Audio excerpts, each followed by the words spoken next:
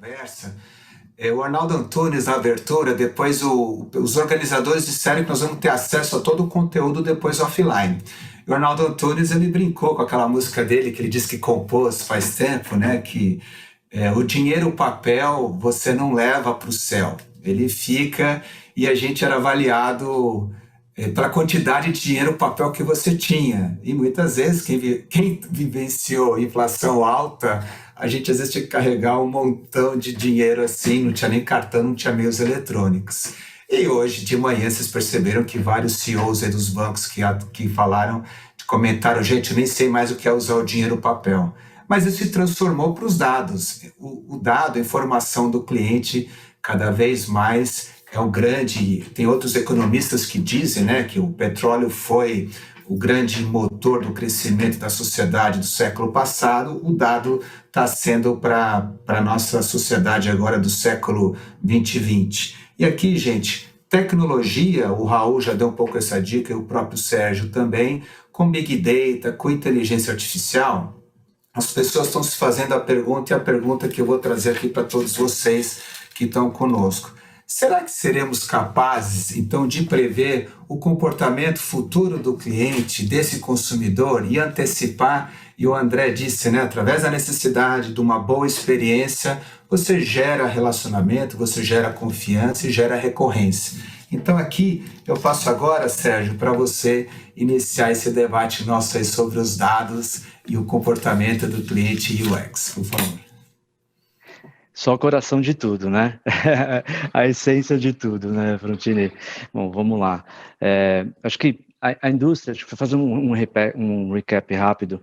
Acho que a indústria de serviços financeiros, né, independente do seu porte, do seu setor e segmento, ela sempre buscou ser centrada no cliente. E mais do que nunca, isso hoje, no contexto dos dias de hoje, isso se tornou extremamente relevante, né? E com isso, o dado passou a ser realmente um fator chave de competição e um fator extremamente chave de diferenciação, né? Eu só consigo ser customer-centric, eu só consigo ter uma centralidade no cliente, eu só consigo personalizar uma relação se eu tiver domínio dos dados, né? E a inteligência sobre os dados, a capacidade de gerar insights sobre eles, a capacidade de gerar uma experiência digital, uma experiência física e digital num contexto de instituição financeira que tem rede, né? Isso é fator extremamente de diferenciação competitiva, entregando na ponta uma experiência e buscando fidelizar o cliente, né? A gente muito fala da indústria, a indústria há 10 anos vem falando, pelo menos 10 anos, né, vem falando de visão 360. Tenho certeza que se a gente perguntar para qualquer player de mercado, você faz 360 do cliente, 100% vai falar que faz 360 a visão 360 do cliente, todos vão dizer que tem o dashboard, que o atendente no contact center, ou que o atendente numa agência tem lá o seu painel com seus dados, com a sua visão. E, na verdade, hoje, a gente tem desenvolvido grandes projetos de CRM, e, na verdade, quando a gente pega as visões 360 que existem hoje, elas estão direcionadas, em muitos dos casos, exclusivamente para a oferta. Qual que é a próxima venda que eu tenho que fazer? E vender é parte de uma experiência, não é a totalidade da sua experiência, né? E muitas vezes os casos que a gente tem visto é que não necessariamente os tal dos NBAs, NBOs, Next Best Action, Next Best Offering, eles realmente consideram a necessidade do indivíduo e o contexto que esse indivíduo, que aquela persona, ela está realmente inserida, né? Então, acho que você conseguir a experiência tem que realmente passar por considerar e entender a necessidade do indivíduo, personalizar essa relação e nas interações do dia a dia, né? Agora, se a gente tem essa dificuldade hoje com a visão 360, imagina agora com o advento de Open Banking, que a gente fala na Deloitte que essa visão 360 ela é exploited para 720, né? Porque você vai passar a ter, uma vez com o consentimento, você vai passar a ter o acesso a dados que você não tinha conhecimento e que você vai conseguir enriquecer a sua base de clientes, né, a sua base de dados e realmente entender o que é o indivíduo, né? A gente já, quando a Deloitte, você sabe que a gente tem uma participação muito forte em desenvolver o futuro, né, o pensamento do futuro da indústria de serviços financeiros, com as nossas reportagens que a gente faz junto com o World Economic Forum, e já há uns 5 anos a gente já colocava que as plataformas que conseguirem realmente deter a preferência do consumidor vão ser as plataformas que vão ser as plataformas vencedoras. E para isso, né, é fundamental você conseguir fazer com que você tenha uma relação e um atendimento extremamente personalizado e conseguir conquistar essa fidelização, né?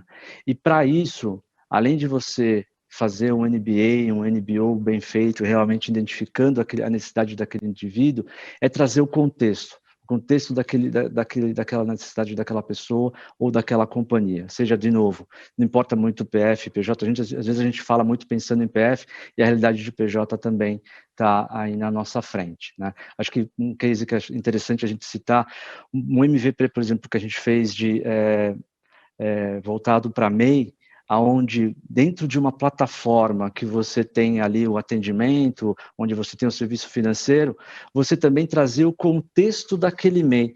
Se eu estou falando, por exemplo, de uma MEI que é uma manicure, por exemplo, eu trago conteúdos relacionados àquele indivíduo, conteúdos relacionados àquela necessidade, o que aquele empreendedor está fazendo.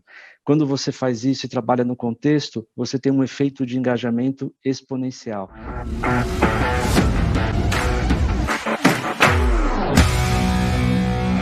Quando fala de dados, e dados sem dúvida, como o Biagini e a Luísa bem colocaram, estão no centro de todas essas novas experiências de jornadas de conquista do cliente, mas está sempre atrelado ultimamente a uma palavra chamada privacidade.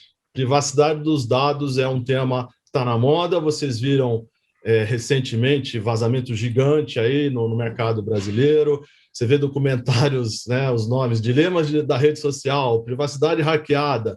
Então, isso tudo eu chamaria são assuntos relacionados a dados, mas com viés negativo, né? Esse viés negativo vai fazer as pessoas pensarem em se fechar e não compartilhar seus dados, né? A gente está tendo uma série de coisas novas, como o Open Banking, que é uma iniciativa fantástica do Banco Central, e também eu tive experiência, não só como executivo aqui na ServiceNow, mas como mentor de startups em diversos programas, inclusive no Nova Abra com o Frontini, onde eu vi uma tendência diferente, né? Você usar, vou chamar assim, tendência de usar os dados e a privacidade com viés positivo. Linkando com a primeira pergunta, o consumidor usando os seus dados de uma forma inteligente a seu favor. Vou dar alguns exemplos de algumas startups. Tem uma que eu dei mentoria quando eles eram muito pequenos, hoje até um deles, o Thiago Álvares, fez parte do painel de abertura, o Benjamin Gleason, eles são da Guia Bolso, hoje estão com 6 milhões aí de clientes, e acho que é um bom exemplo, né?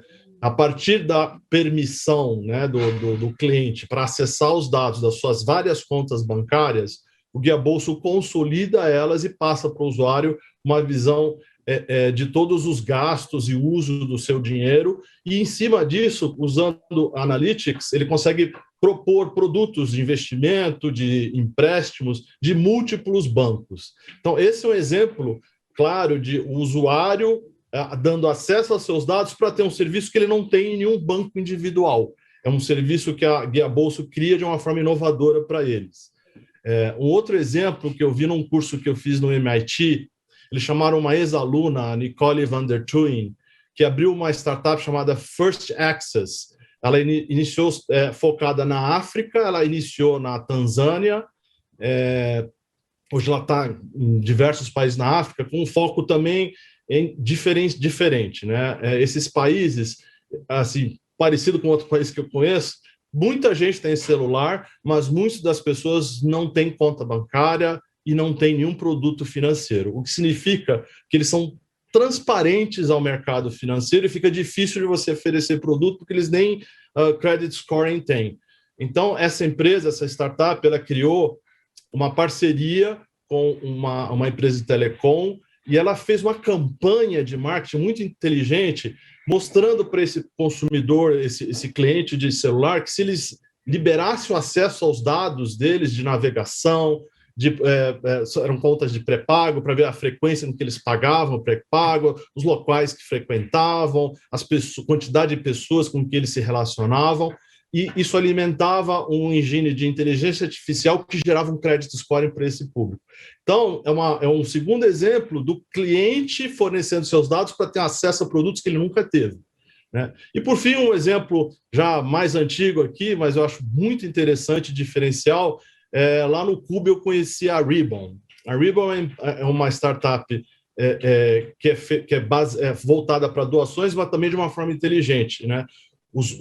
As pessoas interessadas em doar, elas vão acessar conteúdos, notícias, vídeos e conteúdos que são pagos por patrocinadores, então eles vão ter acesso a esses dados de navegação, e uma parte desse dinheiro, desse patrocinador, ele vira moeda que o usuário pode pegar essa moeda e escolher para qual entidade ele quer doar, e ele mesmo, como usuário, também pode comprar moedas e doar.